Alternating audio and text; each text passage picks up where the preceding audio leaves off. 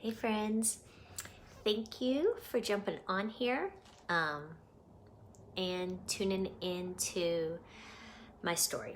So what has prompted me to tell my story after, I honestly cannot think of the last time I've gone on and really shared my entire health journey.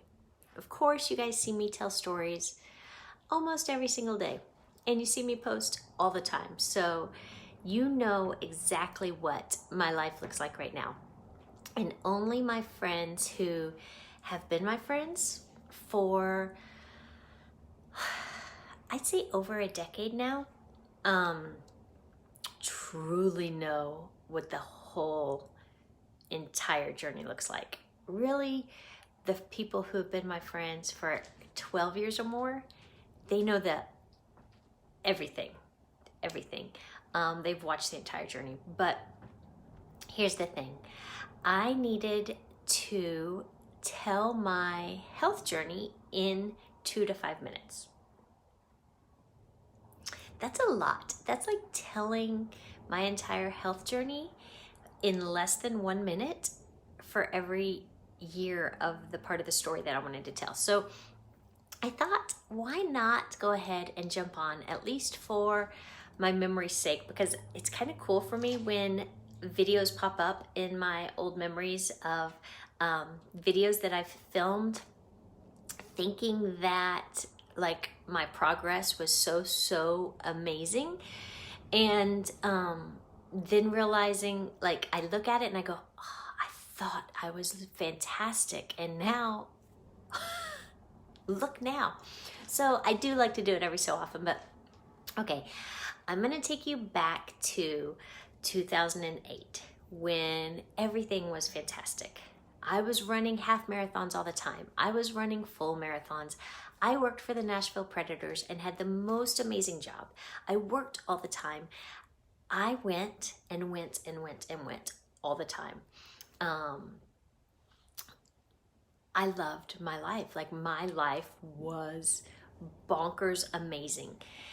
And I had a life that people dreamed about in 2008. And then I fell and hit my head. I had hit my head lots of times before, from playing rugby in college, from cheering, from just being super clumsy. But in 2008 is when I hit my head really bad, slipping on the back of a boat while holding Sophia, who was a baby at the time. I don't really remember much from the fall until, I honestly don't remember much until at least 2009. That was August of 2008. I can start to tell you things that happened in late 2009. So I tried to keep working. I couldn't. Doctors tried all kinds of things and finally said, you're retired, you won't work anymore, you're done. And mostly it's hard to describe, but I just couldn't process. My brain didn't process the way that it should. My memory wasn't there. I couldn't communicate. I couldn't really listen to somebody and then make sense of what they said and reply back. And so that was it.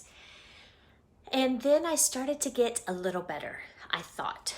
And after a while, over a year of being retired, I took a job with the Nashville Chamber as their sponsorship director, and I loved it. And I loved what I did, but I would literally work, go home at 5 o'clock, and get in bed.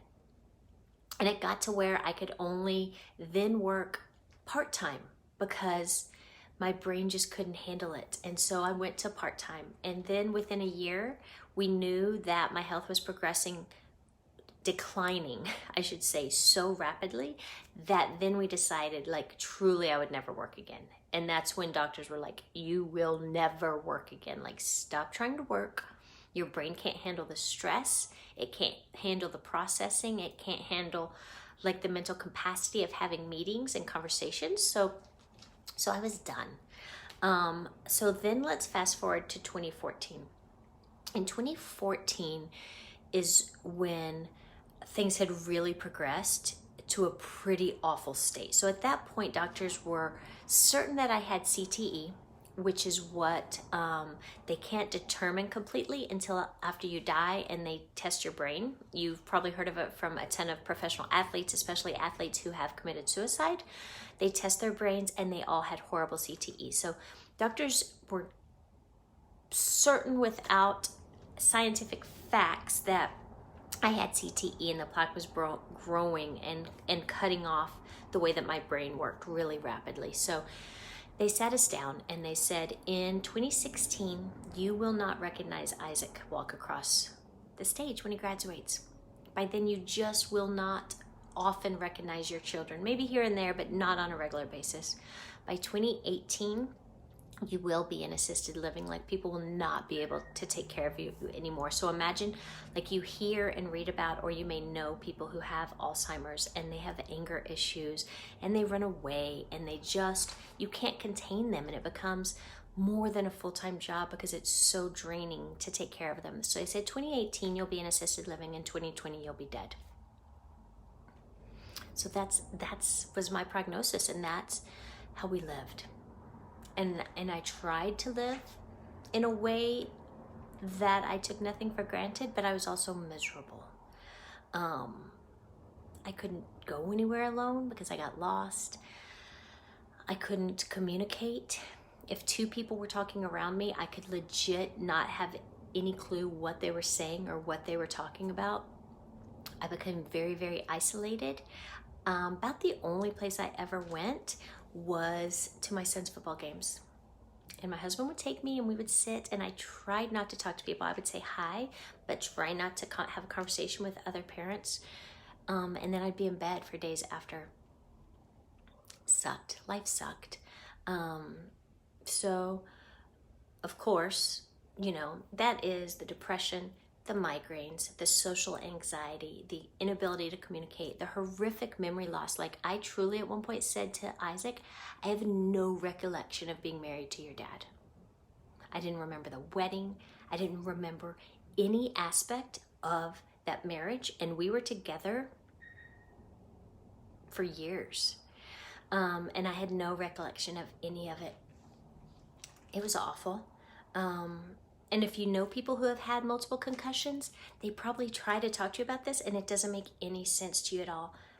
You guys, it's real. It's honest. They can't keep up. They're exhausted. Just trying to have a conversation with you exhausts them. If they tell you that, believe them. So anyway, I attempted suicide. I failed. I went into a mental institution. It helped a little bit. 4 months later, a friend of mine posted about Plexus. I decided I wanted to lose weight. So I ordered it. And I did. I did lose weight, and I have kept it off. I fluctuate depending on how much crap I decide to eat from here and there, but my diet hasn't changed, but my gut is super healthy. Now, when I started Plexus, nobody talked about the gut health, brain health connection. Now I feel like it's everywhere. Like, you would be dumb to not know that your brain health is completely connected to your gut health, as is almost everything. Your mood, your anxiety, your depression, all of that, it's based in your gut. Nobody was talking about that then. But within a week, my head pain was going away. Y'all, I was on 13 prescriptions and took 12 to 20 ibuprofen every single day. Within 6 months, I was off all of that except for 2 prescriptions. And one of them is one that's been proven in rats to slow the delay of brain decay after multiple concussions. So I will stay on that. I lost weight. I lost migraines. I lost depression. I lost anxiety. Basically, if there is a traumatic brain injury symptom, I had it and it was going away. Now, I still was slow. So let's take it back 2.5 years. I was doing great, but if I worked with my team, or if I was having conversations or training or filming videos, 2 to 3 hours was my max in a day of communicating. Max. After that, I was in bed and everybody knew it. And then I would try again the next day. And someday I'd be okay and someday I wouldn't. But I was communicating, which is far more than I was doing before that. Fast forward to a couple years ago when Rob got a job in Fort Lauderdale. Y'all, we never could have moved here away from my family who helped tremendously, who stepped in for Isaac, stepped in for Andrew, stepped in for the girls when I was having a bad day. We moved here where we knew nobody. And that just wouldn't have been possible. It is possible because my life completely changed, because my gut got healthy, my brain got healthy, my symptoms went away, and most of the people that I meet here are complete shock, and I think doubt a little bit how bad my health was and how horrible my brain injury was, because they just can't tell. Like my doctors now here aren't even concerned, don't even really want to hear about it. Whereas my doctors at home said to me right before I moved here, they said, you know, if we didn't have like this file on your medical health, we would not believe that this is you. It just doesn't make sense that you went from us saying you would die by 2020 to in 2018, you living an amazing life and getting ready to move to Fort Lauderdale. So that's the story. And when I say, and what I posted and what I say in every month, I get better and better. Y'all, it is so true. I mean, I didn't think I'd ever be able to work out hard ever again. But in January, I ran another half marathon, my first in many, many years. I can do whatever I want in the gym. I'm only limited by like my desire of what I feel like doing. I don't take anything for granted. I can travel anywhere by myself or with family or just take the kids somewhere. I can do Universal, I can do Disney, I can do literally anything that a normal person can do, I can do, except for that I do have a traumatic brain injury that has been almost completely healed by healing my gut. So this is way longer than the 4 minutes that I was given for the video that I had to turn in to tell my whole story. So I love that you've tuned in. I hope that you will share something in the comments, either a change that you've seen in me or something about my story that hits home or something that may tag somebody that where they suffer from concussions or TBI and it might help them.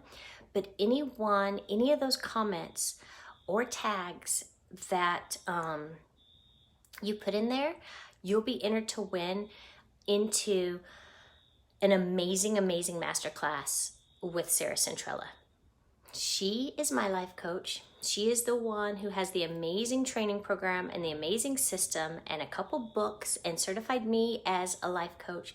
And she's doing a multi-day, small, intimate masterclass with life coaching. Y'all, you want to earn this. You may not even think that you need a coach. You may not even think you need to change anything. You're gonna love it. So anyway, whatever you do to comment to win, that's awesome. And if you have any questions, let me know. Clearly, I'm a totally open book, and I hope that you all have a super awesome day. And thanks for letting me share my story. Bye.